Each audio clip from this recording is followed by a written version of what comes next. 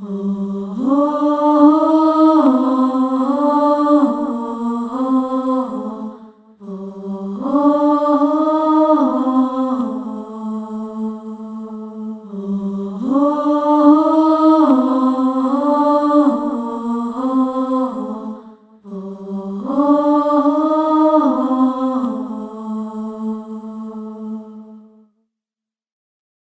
علیکم ورحمۃ اللہ وبرکاتہ۔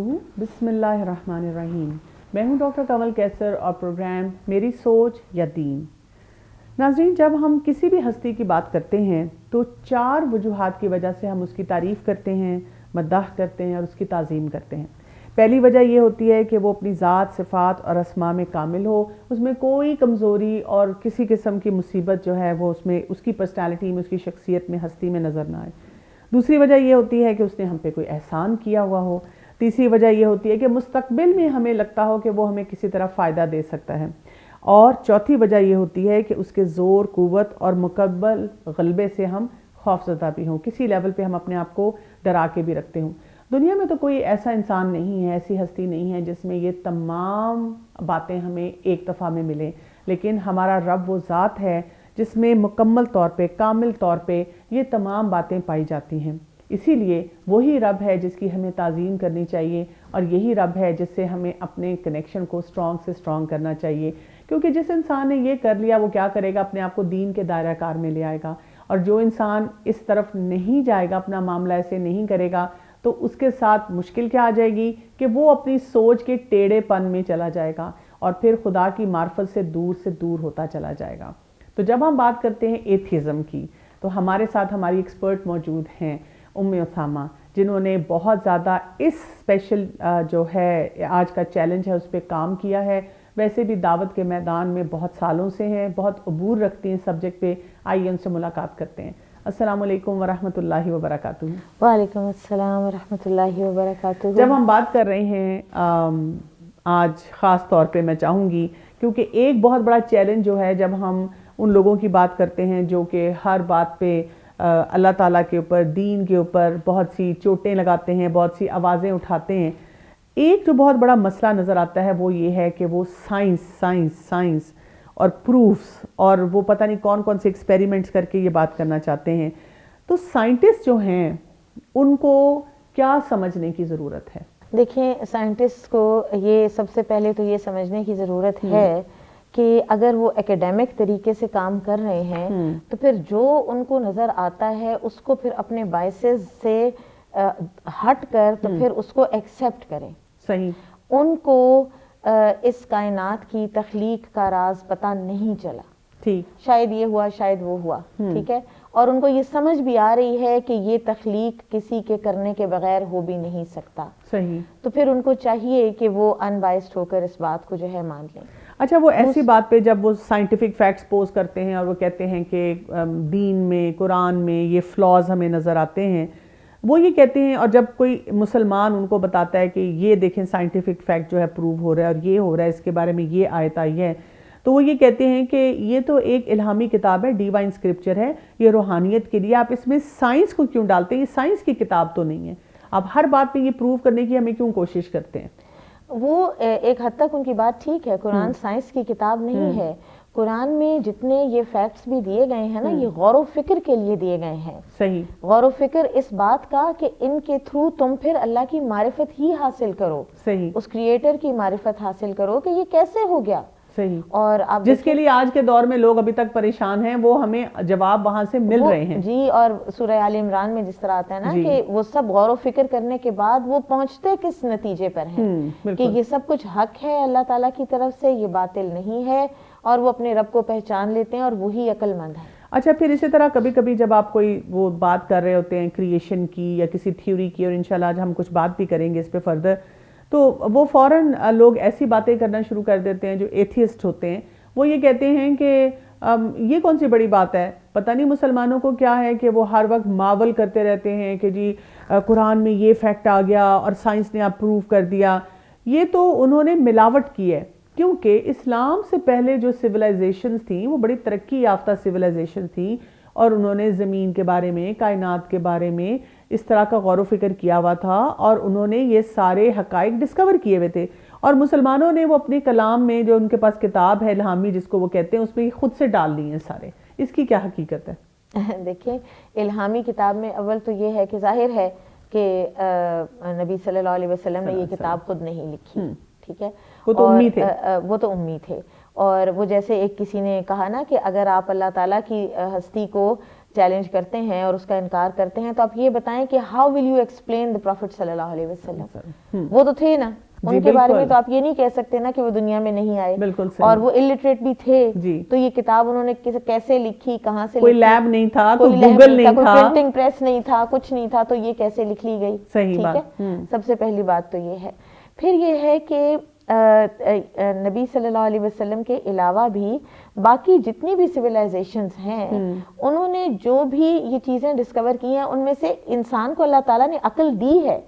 آدم علیہ السلام پہلے انسان تھے اور اللہ تعالیٰ نے ان کو یہ جو چیزوں کے نام سکھائے ہیں نا، یہ یہی ہے کہ علم دے دیا، دنیاوی چیزوں کا علم دے دیا اور اس کو ایکسپلور کرنے کی ایک طلب انسان کے اندر ڈال دی. بالکل صحیح. تو وہ اس طلب کے تحت وہ ڈسکور کرتے رہے ہیں، تو یہ کون سا بڑی بات ہے، اچھی بات ہے انہوں نے کیا ڈسکور. لیکن یہ کہ وہ جو ڈسکوریز ہوتی بھی رہی ہیں، دیکھیں نا ایک زمانے میں کہا گیا کہ زمین فلیٹ ہے، کبھی کہا گیا کہ جو زلزلے آتے ہیں وہ چینج بھی ہوتی ہے، ایک سینگ سے دوسرے سینگ پہ وہ جو ہے اس کے جاتا ہے. اور مطلب ہم خود بھی پڑھتے رہتے ہیں کہ پہلے یہ تھیوری تھی، پہلے یہ بات ہوتی تھی، اور وقت کے ساتھ ساتھ وہ چینج ہوتی جا رہی ہیں.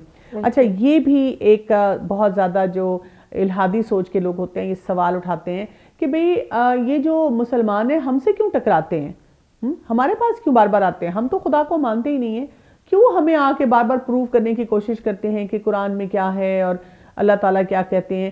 ان کا جھگڑا تو ہونا چاہیے جو باقی الہامی کتاب والے مذاہب ہیں جیسے کرسچنز ہیں یا جیوز ہیں، ان کے ساتھ وہ اپنی کلیئرٹی کریں، ہماری طرف نہ آئیں. دیکھیں مسلمان ہر کسی کے سچے خیر خواہ ہیں، اور نبی صلی اللہ علیہ وسلم کے ہاتھ پر بیعت کی صحابہ نے ہر کسی کی خیر خواہی کی.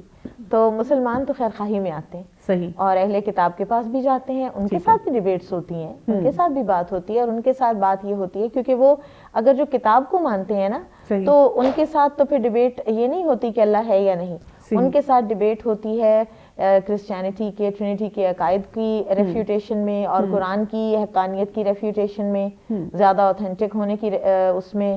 تو ان کے ساتھ ایک اور لائن پر بات ہوتی ہے، اور ایتھیسٹ کے ساتھ ایک اور لائن پر بات ہوتی ہے، کیونکہ مسلمان جو ایک سچا مسلمان ہے نا وہ یہی چاہتا ہے کہ ہر کوئی اللہ تعالیٰ کے عذاب سے اور جہنم سے بچ جائے. یہ سیلویشن کا اور عقیدے کا معاملہ ہے نا، تو اس لیے مسلمان ہر کسی کے لیے کرتا ہے. اچھا، میں یہ بھی جاننا چاہوں گی کہ جب انسان سائنٹیفک فیکٹس کو دیکھتا ہے اور جب وہ سائنٹیفک فیکٹس کو دیکھ رہا ہے تو مجھے ایک واضح فرق نظر آتا ہے کہ ایک وہ شخص جو اللہ تعالیٰ کو مانتا ہے، پہچانتا ہے، اس کی معرفت رکھتا ہے، وہ ہر چیز کو اس نظر سے دیکھتا ہے کہ اللہ تعالیٰ کی آیات ہیں، یہ نشانیاں ہیں اللہ کی طرف سے، اس کو فوراً وہ اللہ سے اپنا کنیکشن مضبوط کر لیتا ہے. لیکن ایک اور شخص جو ہے جو کہ اللہ کی معرفت کو پہچانتا نہیں ہے، وہ بالکل دوسرے راستے پہ چلا جاتا ہے. اس میں کون سے فیکٹرز ہیں جو ہمیں نظر آتے ہیں؟ آپ دیکھیں کہ اللہ تعالیٰ قرآن حکیم میں فرماتے ہیں یُضِلُّ بِهِ كَثِيرًا وَيَهْدِي بِهِ كَثِيرًا. اسی قرآن کے ذریعے بہت سوں کو اللہ تعالیٰ گمراہ کرتے ہیں اور بہت سوں کو ہدایت دیتے ہیں. وَمَا يُضِلُّ بِهِ إِلَّا الْفَاسِقِينَ. اور اس میں یہ بھی بتا دیا کہ اللہ تعالیٰ کس کو گمراہ کرتے ہیں اس کے ذریعے، وہ فاسق ہوتے ہیں. فاسق ہوتے ہیں، نافرمان ہوتے ہیں، ان کے دل میں پہلے سے خود کوئی چیز ہوتی ہے جس کی وجہ سے وہ نافرمان ہوتے ہیں. یعنی یہ نہیں ہے کہ اللہ تعالیٰ نے کسی کو بھی پکڑ کر گمراہی کے راستے پہ ڈال دیا. بالکل بھی نہیں، اللہ کسی کا نعوذ باللہ، اللہ تعالیٰ کسی کے دشمن نہیں ہے. اور سورہ حج میں اس کے بارے میں آتا ہے کہ کیا چیز ہے وہ کہ جو ان کو گمراہی پر قائم رکھتی ہے، ایسے ٹھک کے یہ گمراہی پہ رہتے ہیں. اللہ تعالیٰ فرماتے ہیں وَمِنَ النَّاسِ مَن يُجَادِلُ فِي اللَّهِ بِغَيْرِ عِلْمٍ.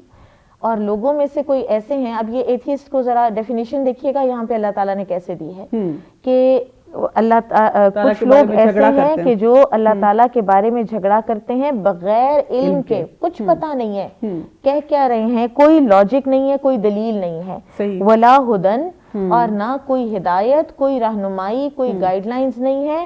وَلَا كِتَابٍ مُنِيرٍ. اور نہ کوئی روشن کتاب، کوئی کسی قسم کی کوئی اوتھینٹیکیٹڈ ڈاکیومنٹڈ ایویڈنس ان کے پاس نہیں ہے، اور پھر بھی وہ جھگڑا کرتے ہیں. اور جب ان کو سچی خیرخواہی میں ذرا کچھ بتانے کی کوشش کی جائے تو ان کا رویہ کیا ہوتا ہے؟ ثانی عطفہ، تو وہ تکبر کے ساتھ اپنا پہلو بچاتے ہوئے اور ایسے کندھے اچکاتے ہوئے وہ چلے جاتے ہیں لیضل عن سبیل اللہ، اور صرف یہ نہیں کرتے کہ خود گمراہ ہیں بلکہ دوسروں کو بھی ایسی آن لائن اپنی ایکٹیویٹیز شروع کر لیتے ہیں اور ایسی باتیں لکھتے ہیں کہ تاکہ دوسروں کو بھی گمراہ کریں. تو اللہ تعالیٰ نے آپ دیکھیں کہ ان کا انجام کیا بتایا. اللہ اس سے بچائے ہر کسی کو. لہو فی الدنیا خزی، دنیا میں بھی ان کے لیے رسوائی ہے، دنیا میں بھی کوئی عزت نہیں ہے. وَنُذِيقُهُ يَوْمَ الْقِيَامَةِ عَذَابَ الْحَرِيقِ، اور قیامت کے دن تو پھر ہم ان کو چکھائیں گے جلنے کا عذاب. اللہ تعالیٰ سب کو بچا کے رکھے.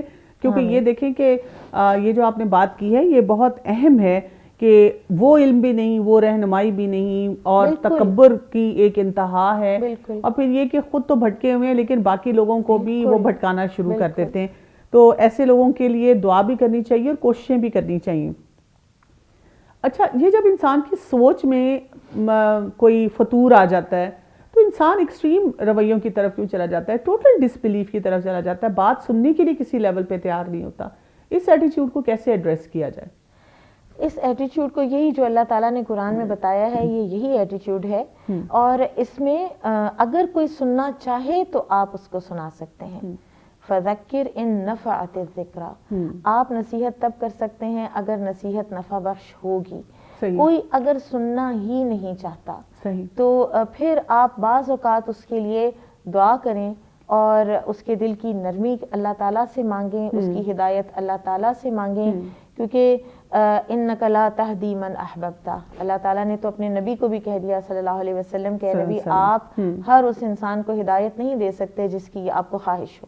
بالکل. تو یہ ایکسٹریم رویے بیسیکلی خواہش نفس سے ہی اٹھتے ہیں، صحیح، اور ایروگنس سے اٹھتے ہیں. اور پھر باہر سے جو ہمارے اوپر ایک فورس ہے شیطان کی اور اندر سے نفس امارہ کی، یہ دونوں اتنے زیادہ ایک دوسرے کے ساتھ مل کے انسان کو ایروگنس میں بہت آگے بڑھا دیتے ہیں. آپ بہت امپورٹنٹ بات کی طرف آپ نشاندہی کر رہی ہیں. ابھی ہم اپنی گفتگو کو جاری رکھیں گے لیکن ناظرین یہاں پر لیں گے ایک شارٹ بریک.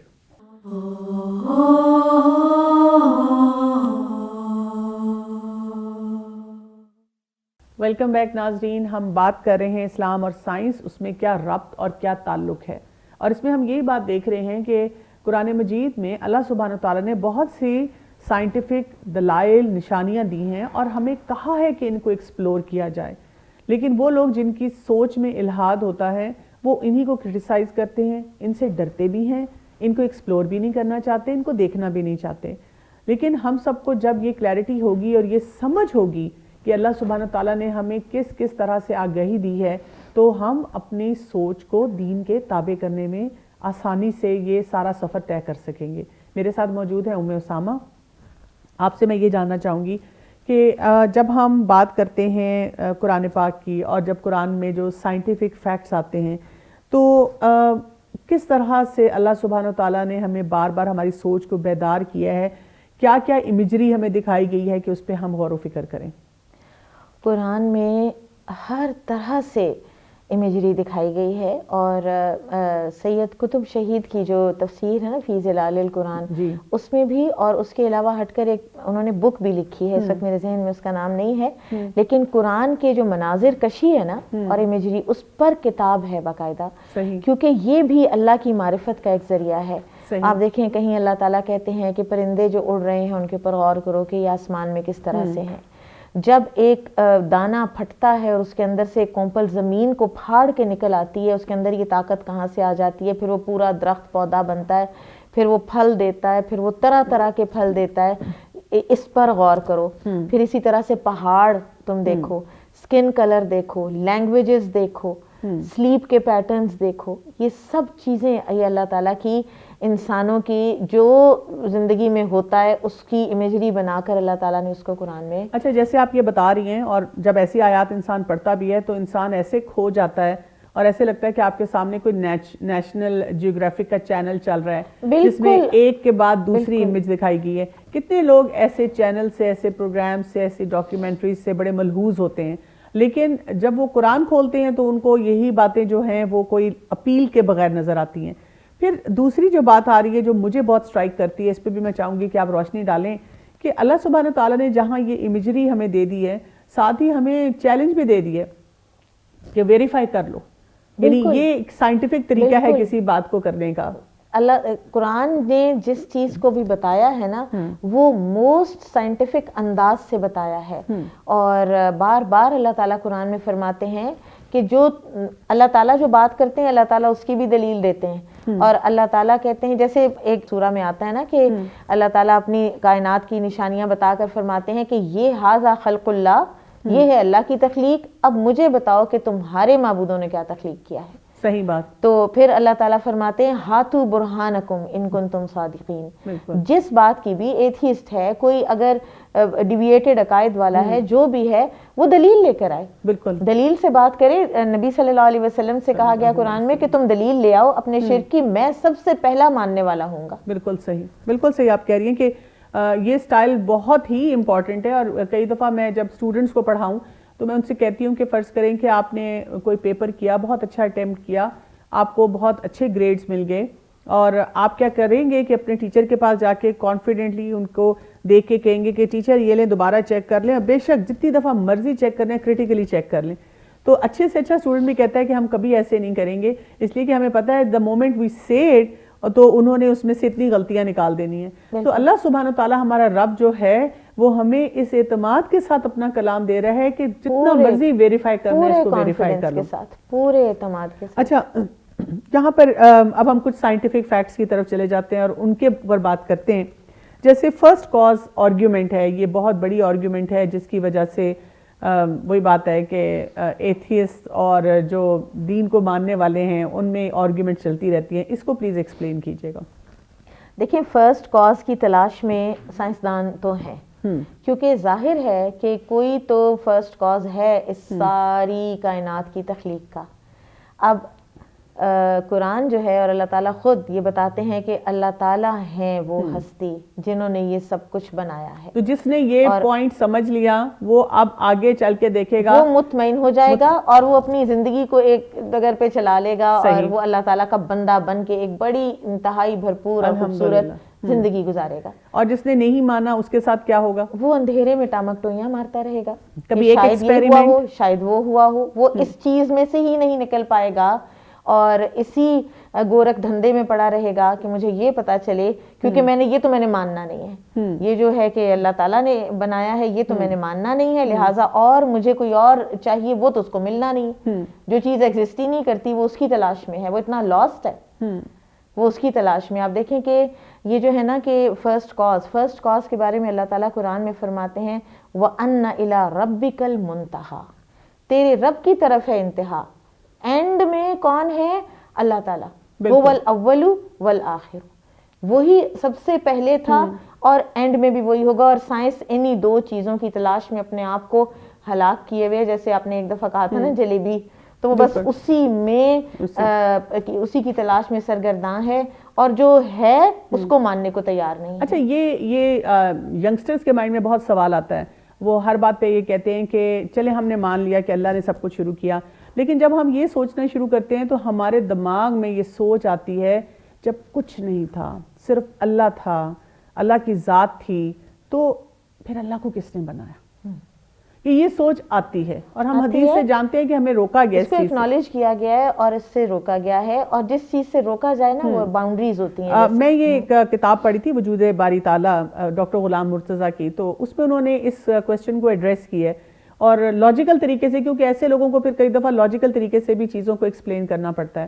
تو انہوں نے اس پہ یہ کہا کہ چلیں اگر آپ تھوڑی دیر کے لیے سوچ لیتے ہیں کہ جس کو آپ نے کہا کہ یہ اللہ ہے, یہ خدا ہے, اور یہاں سے ہی آغاز ہوا ہے, اور آپ نے پھر سوچنا شروع کر دیا کہ اس کو کس نے بنایا, تو جب آپ یہ سوچنا شروع کر دیں گے تو وہ کریٹر نہیں رہے گا, وہ خالق نہیں رہے گا. اگر آپ نے کہا کہ اس کو کسی نے بنایا تو وہ خالق بن جائے گا اور یہ مخلوق بن جائے گی. اچھا, پھر آپ کو پھر سوچنا پڑے گا کہ اچھا اگر اب میں نے نیا خالق سوچ لیا ہے تو اس کو کس نے بنایا؟ تو اگر آپ یہ سلسلہ پیچھے لے کے جائیں گے یہ انفینٹی تک جاتا جائے گا, لیکن آپ کو جواب نہیں ملے گا, اور آپ لاسٹ رہیں گے. آپ لاسٹ ہی رہیں گے. دیکھیں آرگیومنٹ آف فرسٹ کاز جو ہے نا, اس میں ایک اور بہت حتمی جو آیات ہیں وہ سورۃ الاخلاص ہے. لم یلد ولم یولد ولم یکن لہ کفوا احد وہ اس کو کسی نے پیدا نہیں کیا لیکن وہ ہے, تو لہٰذا ہی از دا ون. دیکھیں اگر آپ تھوڑی دیر کے لیے کہتے ہیں, جیسے دنیا میں بھی ہم کوئی فارمولا پڑھتے ہیں اور ہم کہتے ہیں, ہم یہ نہیں کرتے کہ ہم 10 سال تک اسی پہ بحث کرتے رہیں کہ یہ فارمولا ایسے کیوں ہے.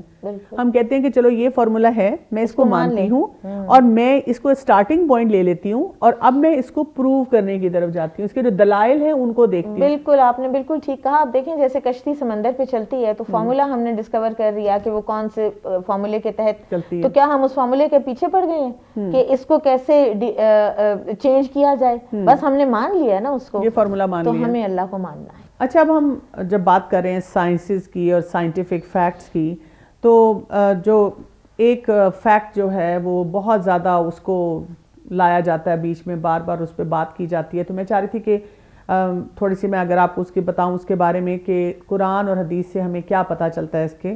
جیسے اس کو کہتے ہیں بگ بینگ تھیوری, ویسے تو مطلب وہ فیکٹ کے طور پہ پیش کرتے ہیں, ہے وہ تھیوری, تو اس میں کیا ہے کہ وہ یہ کہتے ہیں کہ اس میں ہمیں پوری ایکسپلینیشن ملتی ہے کہ یہ کائنات جو ہے کیسے شروع ہوئی. جیسے وہ کہتے ہیں کہ وہ سنگولیرٹی سے شروع ہوئی, یعنی کہ ایک بڑا کنڈینس سا ماس تھا, اس سے وہ شروع ہوئی اور وہ 13.8 بلین ایئرز میں پورا پھیلتا گیا اور پوری وہ کائنات بن گئی. اور اس کو وہ اسٹڈی کیسے کرتے ہیں آج کے دور میں, وہ کہتے ہیں کہ cosmic microwave background ہوتا ہے, ایکو آتا ہے, وہ جو ایکسپینشن ہوئی تھی اس کا ایک شور ہے جو خاص طریقے سے وہ سنا جا سکتا ہے. یہ 1 سیکنڈ میں جب یہ ہوا, وہ جو ایکسپینشن ہوئی, اس کے بارے میں وہ کہتے ہیں کہ اس کا ٹیمپریچر جو تھا 10 بلین ڈگری فahrenheit تھا, اور اس میں نیوٹرونز, الیکٹرونز, پروٹونز تھے, اور آہستہ آہستہ کیا ہوا, جب وہ ٹھنڈا ہونا شروع ہوا تو وہ پورا ایک ماس بننا شروع ہو گیا, کنسولیڈیٹ ہوا. جب وہ ماس بننا شروع ہوا تو پھر اس سے جو ہے یہ مختلف شکلیں جو ہمیں نظر آ رہی ہیں وہ آنی شروع ہو گئیں. پھر اس میں خلا پیدا ہونے شروع ہوئے, جیسے ہوتا ہے نا کہ وہ چیزیں بنتی چلی گئیں. اس خلا کے جب وہ خلا پیدا ہونے شروع ہوئے, نیوٹرل ایٹمز تھے جنہوں نے یہ کام سارا کیا, اس کی وجہ سے لائٹ جو تھی وہ ان راستوں سے گزرنا شروع ہوئی, اور وہ 380,000 years after the big bang وہ لائٹ جو گزرنا شروع ہوئی, وہاں سے ہمیں انڈیکیشنز ملنا شروع ہوئے تھرو جو ٹیکنالوجی ہے, اور اس کو یہاں تک پہنچے. پھر یہ کہ یہ جو ایکسپینڈ ہو رہا ہے یونیورس, وہ کہتے ہیں اب اس قدر اس کی سپیڈ بڑھتی چلی جا رہی ہے کہ اس کا ٹریک رکھنا بڑا مشکل ہو گیا ہے. اور سائنٹسٹ یہ کہتے ہیں کہ یہ جو ہے ہو سکتا ہے کہ جس دور میں ہم رہ رہے ہیں, جس زمین پہ ہم رہ رہے ہیں, کسی وقت یہ ختم ہو جائے اور کہیں اور کچھ ایسی ایکٹیویٹی جو ہے وہ شروع ہو جائے. اور اسی بگ بینگ کی وجہ سے بار بار جب یہ بات کرتے ہیں تو وہ یہ کہتے ہیں کہ یہ ایک ایسی مسٹری ہے کہ اس کو ہم ایکسپلور کرتے جا رہے ہیں اور ہمیں سمجھ نہیں آ رہی ہے. پھر ساتھ ہی وہ یہ بھی کہہ رہے ہیں کہ ہماری انڈرسٹینڈنگ جو یونیورس کی ہے وہ صرف 4.9% آف دا ہول پکچر ہے, یعنی ہمیں ابھی فل پکچر نہیں سمجھ آ رہی, اور ہم بہت سے جواب دینے سے قاصر ہیں. اور وہی جو ہبل تھا 1929 میں, انہوں نے جب وہ اپنی ٹیلیسکوپ بنائی اور اس کے بعد یہ ڈسکوری جو تھی وہ ہونی شروع ہوگی. پھر وہ اس بگ بینگ تھیوری کے بیس پہ بہت مذاق اڑاتے ہیں. لوگ کہتے ہیں کہ جی یہ جو تھیوری ہے, اب آپ دیکھیں کہ آپ کہتے ہیں کہ اللہ تعالیٰ نے کن فیکون کہا اور سب کچھ بن گیا. اللہ تعالیٰ کہتے ہیں کہ میں خالق ہوں, لیکن ہمیں تو نظر آ رہا ہے کہ سنگولیرٹی سے یہ سارا یونیورس بنا, الیکٹران, پروٹونز اور یہ ساری چیزیں جو بیچ میں تھیں. اس کے برعکس ہم دوسری طرف دیکھتے ہیں, ہمیں اپنے دینی سرکلز میں بھی ایسے لوگ نظر آتے ہیں جن کا کیونکہ سائنسز پہ قرآن کے جو حقائق ہیں انہوں نے اس کو سائنس سے ریلیٹ نہیں کیا ہوا, پڑھا نہیں ہوا اس طرح سے, تو وہ ہر بات پہ ایسی تھیوریز کو ریجیکٹ کرتے جاتے ہیں. وہ کہتے ہیں جی بگ بینگ کچھ بھی نہیں ہے, ایسے نہیں ہوا, اللہ تعالیٰ نے کن فیکون کہنے سے ہی ساری تخلیق کر دی تھی. تو یہ جو ایک جنگ کا ماحول شروع ہوتا ہے, پھر اس میں ہمارا وہ ایک بچہ جو کالج یونیورسٹی میں جا رہا ہے, اس نے یہ سارے فیکٹس پڑھے, میں نے تو بھی چند چیدہ باتیں آپ کے ساتھ شیئر کی, پوری تھیوریز ہیں, پورا اگر آپ گوگل کریں اور کتابیں دیکھیں تو آپ کو کیا کچھ مل جاتا ہے. وہ بچے سائنسز میں پڑھ رہے ہیں, فزکس میں پڑھ رہے ہیں, اور وہ اتنا اس پہ پختہ ہو جاتے ہیں, اس میں اللہ کا کانسیپٹ ڈالا بھی نہیں جاتا. پھر وہ عام کسی دینی سوچ کے شخص سے ملتے ہیں جو کہ بگ بینگ تھیوری کو ٹوٹلی ریجیکٹ کر رہا ہے, تو وہ تو بچہ کنفیوز ہو کے رہ جاتا ہے. تو ہمارا دین ہمیں اس سلسلے میں کیا بتاتا ہے؟ دیکھیں عین ممکن ہے کہ بگ بینگ ہوا ہو, اور جو یہ بیچ میں بات ہے نا کہ اتنے بلین ایئرز میں یہ ہوا, اتنے بلین ایئرز میں یہ ہوا, یہ اصل حقیقت تو پھر اللہ تعالیٰ ہی کو پتا ہے کہ کس کام کو کتنا وقت لگا, کس چیز میں کتنا وقفہ لگا. عین ممکن ہے یہ بھی ٹھیک ہو, اور قرآن جو ہے وہ اس چیز کو باقاعدہ سورہ الانبیاء میں ایک آیت میں آپ دیکھیں کہ آپ اس کا ترجمہ میں آپ کے سامنے رکھتی ہوں آیت کا، کہ ایڈریس بھی سبحان اللہ، اللہ تعالیٰ نے اس آیت میں ایڈریس بھی کفار ہی کو کیا ہے. اچھا، کہ کیا اولم یر الذین کفروا، کیا ان کافروں نے یہ نہیں دیکھا، یعنی جو انکار کرنے والے لوگ ہیں، ہاں کہ انکار کرنے والے جو لوگ ہیں، کہ یہ جو آسمان اور زمین تھے کانتا رتقن، یہ دونوں ملے ہوئے تھے، وہ جو کنڈینسڈ ماس ہے جو بھی ہے، صحیح، ٹھیک ہے، یہ جو بھی چیز ہے وہ اکٹھی تھی پہلے، ففتقناہما، ہم نے ان دونوں کو الگ کر دیا، صحیح، پھاڑ کے الگ کر دیا. ٹھیک ہے. اور پھر اب یہ تو ساری یہ جو گیلیکسیز اور کہکشاؤں کی تخلیق ہے نا، یہ تو اس کی طرف اللہ تعالیٰ کوئی لمبے فارمولے، وہ تو ہمارے لیے ڈسکوری کے لیے ہے نا.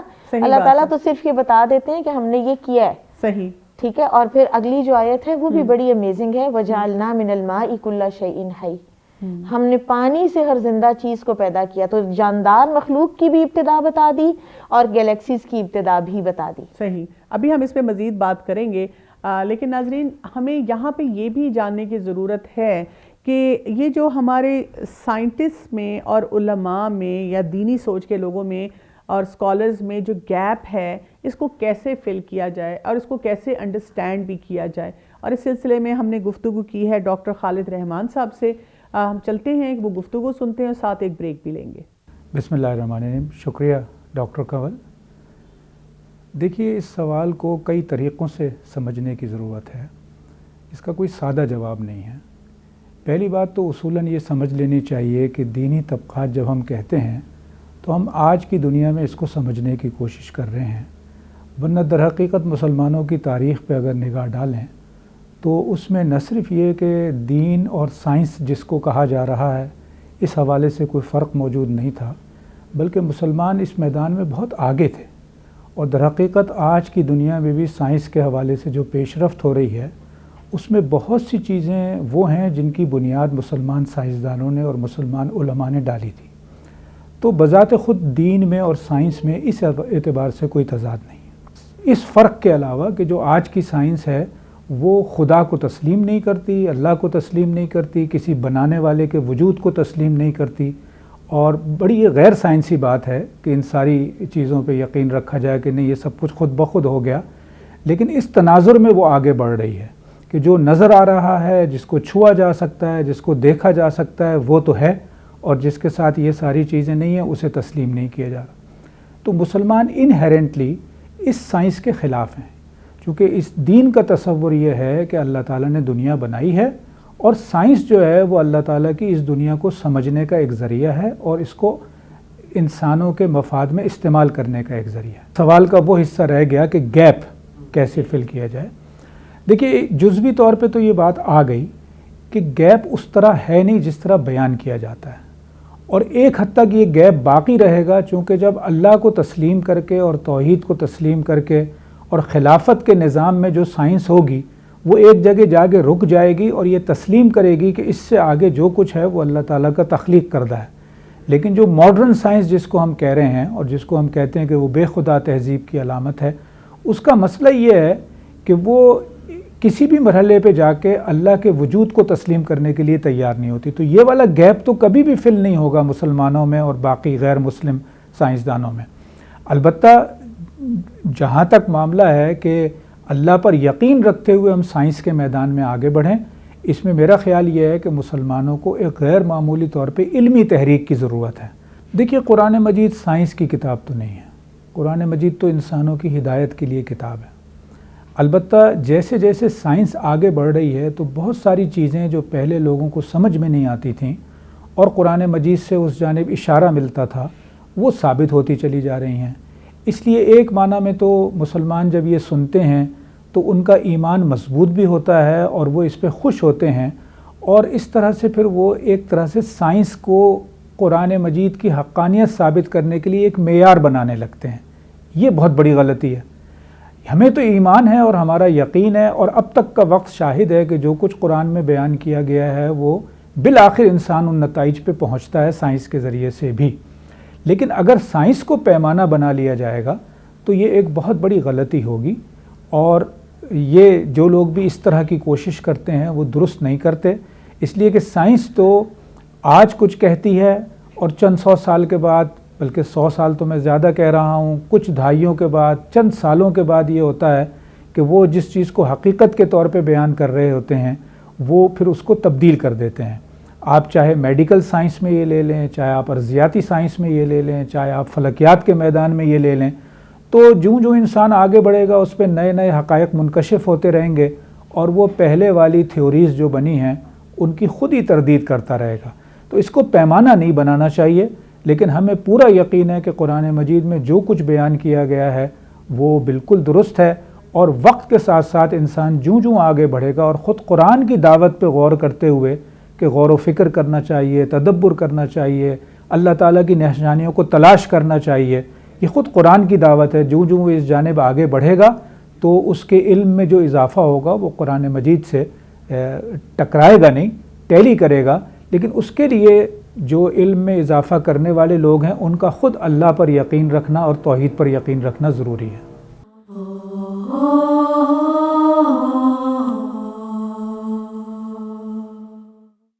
ویلکم بیک ناظرین، اس وقت ہم پروگرام کر رہے ہیں اسلام اور سائنس، ربط اور تعلق۔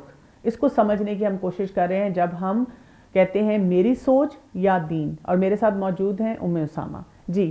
بگ بینگ پہ تو ہم نے بات کر لی، اور واقعی ہم دیکھتے ہیں کہ کہاں اتنی لمبی لمبی تھیوریز ہیں اور کہاں اللہ سبحانہ تعالیٰ نے ایک آیت یا 2 آیات کے ذریعے ہی ہمیں پورا کانسیپٹ جو ہے وہ کنوے کر دیا، اور بس صرف یہ بتا دیا کہ یہ ہم نے کیا ہے، بالکل خود نہیں ہوا۔ صحیح بات۔ اچھا، رات اور دن کی جب ہم بات کرتے ہیں تو اس پہ بھی کہا جاتا ہے کہ سورج جو ہے وہ سٹیٹک نہیں ہے، اور وہ ملکی وے گیلیکسی میں جو ہے وہ وہاں پہ ریوالو کر رہا ہے، اور اس میں میں ایک فیکٹ پڑھ رہی تھی، وہ یہ تھا کہ اٹ ٹیکس 200 ملین ایئرز کہ سن جو ہے وہ اپنی گیلیکسی میں پورا جو ہے اپنا آربٹ ایک کمپلیٹ کرتا ہے، اور یہ ڈسکوری جا کے ہوئی ہے 17 یا 18 سینچری میں۔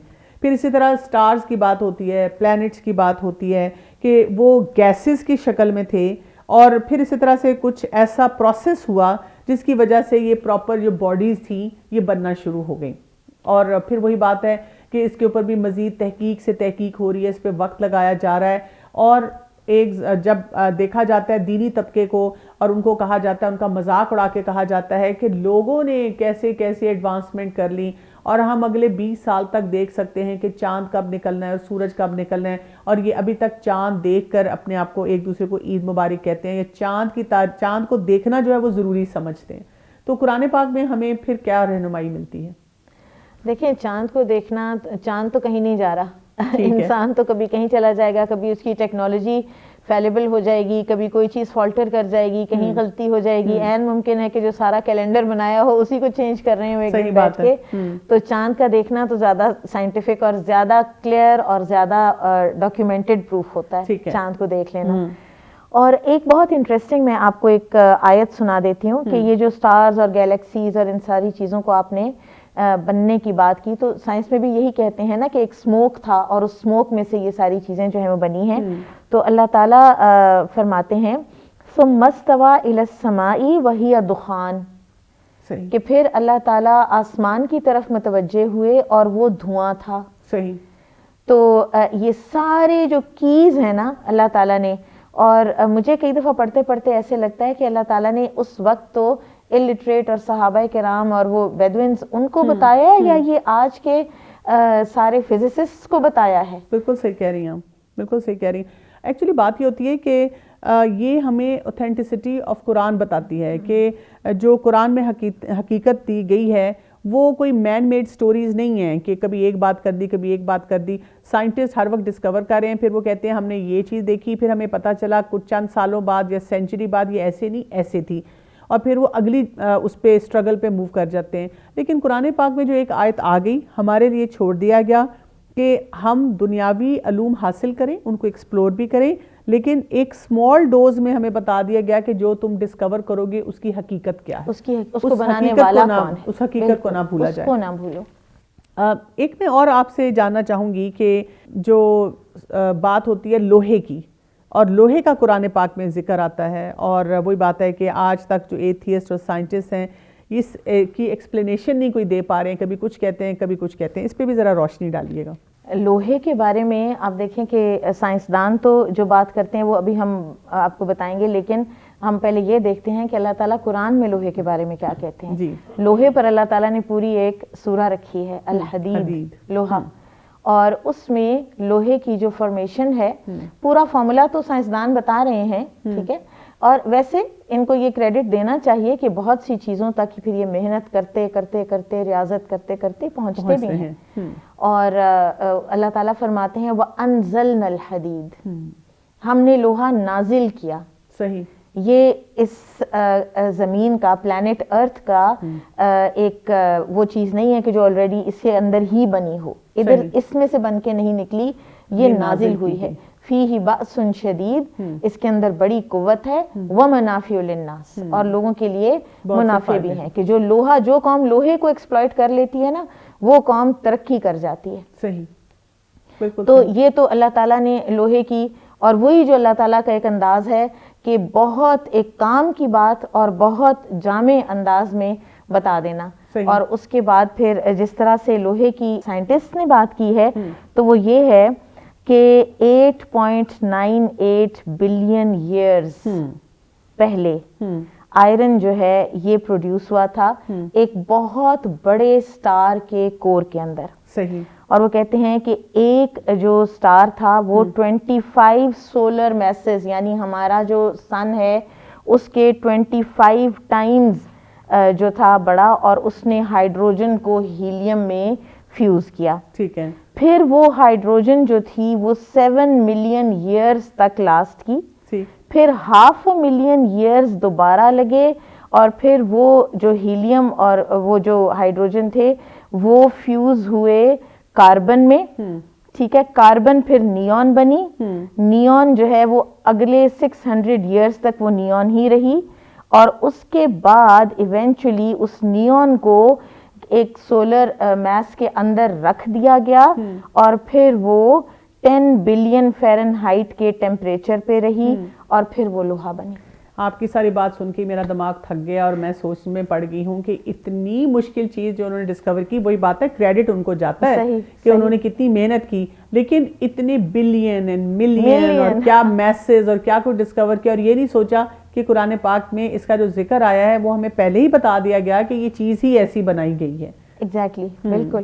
اچھا، ٹائم ٹریول کے بارے میں بھی ذکر آتا ہے، اور جیسے معراج کے واقعے کو ہم دیکھتے ہیں اور پھر ہم ٹائم ٹریول کے بارے میں پڑھتے ہیں، تو ان دونوں کا کیا ایسوسیشن ہوگا؟ ٹائم ٹریول کے بارے میں بھی تھیریز ہیں، آئی ہیں، اور اسٹیفن ہاکنگ نے بھی دی ہے. اور ایک بہت انٹرسٹنگ بات جو اس نے کی ہے وہ یہ ہے کہ اگر آپ ایک ایسا اسپیس شپ تیار کر لینا کہ جو لائٹ کی سپیڈ سے زیادہ تیز ٹریول کرتا ہو، تو پھر آپ اس کائنات سے، یہ جو مادی کائنات ہے اس سے آپ نکل بھی سکتے ہیں. لیکن وہ کہتا ہے کہ اس میں ایک مسئلہ یہ ہے کہ وہ نہیں ہم سے تیار ہوتا، کیونکہ جیسے جیسے وہ شپ تیز ہوتا ہے ویسے ویسے وہ گریویٹیشنل پل کی وجہ سے اس کی اپنی پاور جو ہے وہ بڑھتی جاتی ہے. اس کی سپیڈ جو ہے وہ پھر لائٹ کی جو بیریئر ہے اس کو بریک نہیں کر پاتا. صحیح. ٹھیک ہے. بالکل ایک سادہ سے الفاظ میں یہ اس نے کہا. تو جب میں نے یہ پڑھا تھا تو میں یہ سوچ رہی تھی کہ نبی صلی اللہ علیہ وسلم کا معراج پر تشریف لے جانا وہ ٹائم ٹریول ہی تھا نا، کہ وہ جو جس کو یہ بلینز اور ملینز آف لائٹ ایئرز اوے کتنے کتنے سٹارز وہ کہتے ہیں کہ کب سے جل رہے ہیں اور اس کی روشنی ابھی تک ہم تک نہیں پہنچی ہے. بالکل. تو وہ سارا ٹریول کر کے 7th ہیون تک پہنچنا اور وہ ساری مشاہدات کرنا، اللہ تعالیٰ سے جو نبی صلی اللہ علیہ وسلم نے نمازوں کے احکام لیے، موسیٰ علیہ السلام نے بار بار واپس بھیجا، وہ سارا ٹائم لگا. And he was back the same night. بالکل صحیح بات ہے. اچھا، یہ جب میں معراج کا واقعہ پڑھتی ہوں تو آپ دیکھیں اس وقت بھی جو لوگ تھے انہوں نے کفار نے مذاق اڑایا، کہا کہ اٹ از ناٹ پاسبل. چلیں وہ بات ان کی سمجھ آتی ہے کہ ان کے پاس کوئی سائنٹیفک فیکٹس نہیں تھے، لیکن آج کے دور میں جب اتنے سائنٹیفک فیکٹس ہیں اور ہم ٹائم ٹریول کو سوچتے بھی ہیں اور اس کے بارے میں ایک آپشن بھی دیکھی جاتی ہے کہ ہو سکتی ہے، اور ہمیں ایک پورا سیمپل دے دیا گیا کہ دیکھیں ایک ٹائم ٹریول ایسی ہوئی ہے اور وہ اللہ تعالیٰ نے پاسبل کی ہے. بالکل. اور پھر میرے ذہن میں یہ بھی خیال آتا ہے کہ ابو بکر صدیق کو جو ٹائٹل تھا صدیق کا، وہ ٹائٹل بھی یہیں سے ملا تھا کہ جب لوگوں نے آ کے مذاق اڑایا تھا کہ آپ کا ساتھی کیا کہتا ہے، تو انہوں نے ویریفائی کیے بغیر کہا تھا. بالکل. انہوں نے کہا تھا وہ کہہ رہے ہیں تو ٹھیک کہہ رہے ہیں. بالکل ٹھیک کہہ رہے ہیں. تو ہمارا کیوں نہیں یہ لیول آتا یقین کا کہ ہم جب معراج کے واقعے کو پڑھتے ہیں تو ہم یقین کریں کہ جیسے کچھ لوگ کہتے ہیں کہ وہ روحانی لیول پہ جو تھا سفر ہوا تھا، اور یہ مانگنے کے لیے تیار ہی نہیں ہوتے ہیں کہ جب اللہ تعالیٰ نے کہا کہ اپنے عبد کو اللہ نے وہاں پہ پہنچایا تھا. تو یہ کیا سوچ ہے جو کہ ایون ہمیں دینی لوگوں میں نظر آتی ہے؟ بس یہ سوچ ایک آئی ہے جو ہم نے بات کی تھی نا کہ ریشنلزم سے، صحیح، اور گریک مائتھولوجی جب ٹرانسلیٹ ہوئی تو ہر چیز کو ریشنلی دیکھنا، تو پھر اس میں نا معجزات کے انکار کا بھی یہ ایک سلسلہ شروع ہوا. اور یہ اسی کی ایک کڑی ہے کہ لاجیکلی ایکسپلین کر دیا جائے، حالانکہ معجزہ تو چیز ہی ایسی ہے نا کہ جس کو آپ اس طرح ایکسپلین نہیں کر سکتے. لیکن میں آپ کو بتاؤں معراج تو ایکسپلین بھی اب ہو جاتی ہے. یہ جو ٹائم ٹریول والا سارا ہے نا، اس میں معراج بالکل باقاعدہ سائنٹیفکلی ایکسپلین ہو جاتی ہے. آپ نے شاید ایک مووی دیکھی ہو، میں نے بڑے شوق سے اس کو 2 دفعہ دیکھا ہے، انٹرسٹیلر. اچھا، نہیں. اور وہ مووی یہ ہے کہ اس سے پہلے جیسے سٹار وارز اور اس طرح کی جو موویز آتی رہی ہیں نا، وہ تھی سائنس فکشن پر. لیکن اس میں انہوں نے کہا ہے کہ ہم نے مووی ان لاز پر، یہ فزکس کے لاز پر بیسڈ ہے، اسپیس میں وہ جاتے ہیں اور وہ ٹائم ٹریول پر ہے ساری نا. تو اس میں وہ کہتے ہیں کہ اس میں خاص بات اس مووی میں یہ ہے کہ یہ ان لاز کو دکھا رہی ہے کہ جو پروون ہے اور یہ سب کچھ ہو سکتا ہے، اٹ از پاسبل. تو اس میں انہوں نے یہ دکھایا ہوا ہے کہ وہ ایک ٹیم ہے کہ جو اسپیس میں گئی اور ایک پلانٹ پر گئے، تو انہوں نے یہ دکھایا ہوا ہے کہ اس پلانٹ پر 1 گھنٹہ گزرتا ہے تو زمین پر 23 ایئرز گزر چکے ہوتے ہیں. صحیح. تو یہ جو ٹائم ہے نا یہ ریلیٹیو ہے. تو آپ اسی طرح سے دوسری بات جو یہ اسٹیفن ہاکنگ نے کہی نا کہ لائٹ کی سپیڈ جو ہے اس کو اگر بریک کر لیا جائے تو ہم کائنات سے نکل سکتے ہیں. تو میں آئی واز ونڈرنگ، آپ دیکھیں کہ نبی صلی اللہ علیہ وسلم کی جو سواری تھی، جو آپ صلی اللہ علیہ، براق، اور اس کا روٹ ورڈ ہے برق، باراقاف، لائٹ. تو ہو سکتا وہی ہم اگر ہم اس کو مادی لحاظ سے ایکسپلین کرنا چاہیں تو ہو سکتا ہے کہ وہ، کیونکہ اس کا ایک قدم جو ہے وہ حد نگاہ پہ پڑتا تھا نا، اس کی سپیڈ کی باقاعدہ بات ہے قرآن اس کے حدیث کے اندر کہ وہ کتنا تیز تھا. تو وہ پھر موسٹ لائکلی ہم یہی کہیں گے کہ وہ پھر سپیڈ آف لائٹ سے تیز چل رہا تھا. اور دوسری بات یہ کہ اگر فرض کریں کوئی سائنٹیفک فیکٹ پروو نہیں بھی کرتا، اس سے کلیش کرتا ہے، تو ہمارا تو پھر بھی ایمان ہے وہ جانے بغیر کہ یہ واقعہ ہوا ہے اور اللہ تعالیٰ کی، بالکل، کیونکہ قرآن اور حدیث سے ہمیں واضح طور پہ پتہ چلتا ہے. اچھا، یہ ہم دیکھتے ہیں کہ 20th سینچری کا کہا جاتا ہے کہ ایک بہت جو ریمارکیبل کام تھا فزکس میں، نوبیل پرائز وننگ جو تھیوری دی گئی تھی، یہ جو پیئرز کی بات کی گئی تھی کہ جی ہر چیز کو پیئر میں کریٹ کیا گیا ہے. اور لوگوں نے اس پہ بڑا ماول کیا تھا کہ ہمیں ایسی بات پتہ چلی ہے جو پہلے دنیا میں کسی کو پتہ ہی نہیں تھی. تو کیا یہ حقیقت ہے؟ یہ حقیقت سورہ یاسین میں اللہ تعالیٰ نے بتائی ہے. اور پھر وہی بات میں ریپیٹ کروں گی کہ سورہ یاسین مکی دور کی صورت ہے. اور آپ دیکھیں کہ مکی دور میں صحابہ کے ساتھ کیا ہو رہا تھا اور اللہ تعالیٰ ان کو کتنی بڑی بڑی سوچیں دے رہے ہیں. وہ جو اقبال نے کہا نا، کھول آنکھ زمین دیکھ، فلک دیکھ، فضا دیکھ، مشرق سے ابھرتے ہوئے سورج کو ذرا دیکھ. تو اللہ تعالیٰ نے سورہ یاسین میں ان کا باقاعدہ ذکر کیا ہے کہ پاک ہے وہ ہستی، سبحان الذی خلق الازواج کلھا، کہ جس نے ہر چیز کے جوڑے بنائے. سبحان اللہ. تمہاری اپنی تخلیق میں، اور وہ جو زمین اگاتی ہے، اور وَمِمَّا لَا يَعْلَمُونَ، اور وہ چیزیں بھی جو تم آئندہ ڈسکور کرو گے جن کا ابھی تمہیں نہیں پتا. ہر چیز میں تمہیں کریشن ان پیئرز نظر آئے گی. اور یہ جو فزسسٹ تھا نا، اس نے یہ کہا تھا کہ کریشن آف پیئرز نہ ہونا تو لائف ایگزسٹ ہی نہیں کر سکتی زمین پر. صحیح. کائنات میں. بالکل صحیح. اور ہر چیز کا جوڑا اور پیر جو ہے وہ اب باقاعدہ دیکھا جاتا ہے، ڈسکور کیا جاتا ہے، اور یہ مانی ہوئی بات ہے اور اللہ تعالیٰ نے بتا دیا. بہت بہت شکریہ آپ کا. ناظرین، آج ہم نے دیکھا کہ جب ہم بات کرتے ہیں اسلام کی اور سائنس کی تو اس میں بہت واضح ربط ہمیں نظر آتا ہے، واضح کنیکشن فیل ہوتا ہے. اسی لیے ہم دیکھتے ہیں کہ اللہ سبحانہ و تعالیٰ ہمیں قرآن پاک میں کہتے ہیں، جیسے سورہ صفات میں آتا ہے کہ تم کن چیزوں کی عبادت کرتے ہو؟ کیا تم اللہ کو چھوڑ کر گھڑے ہوئے معبود جو ہیں وہ چاہتے ہو؟ تو جہانوں کے رب کے بارے میں تمہارا کیا گمان ہے؟ تو اس وقت ہمیں اس بات پہ غور و فکر کرنے کی ضرورت ہے کہ ہم اپنے رب کی معرفت بڑھائیں. اور جب ہم قرآن میں کوئی سائنٹیفک فیکٹ پڑھتے ہیں تو ہم اللہ سے اپنا کنیکشن زیادہ مضبوط محسوس کریں، اور اس کے بعد آگے دیکھیں کہ اپنے رب کی معرفت حاصل کرنے کے بعد ہم نے دنیا میں کون سے ایسے کام کرنے ہیں کہ دنیا بھی ہماری بہترین ہو اور ہم اپنی آخرت کے لیے کچھ انویسٹ کر سکیں. اور ساتھ ہی پروگرام کا وقت ختم ہوتا ہے. اجازت چاہوں گی. السلام علیکم ورحمۃ اللہ وبرکاتہ.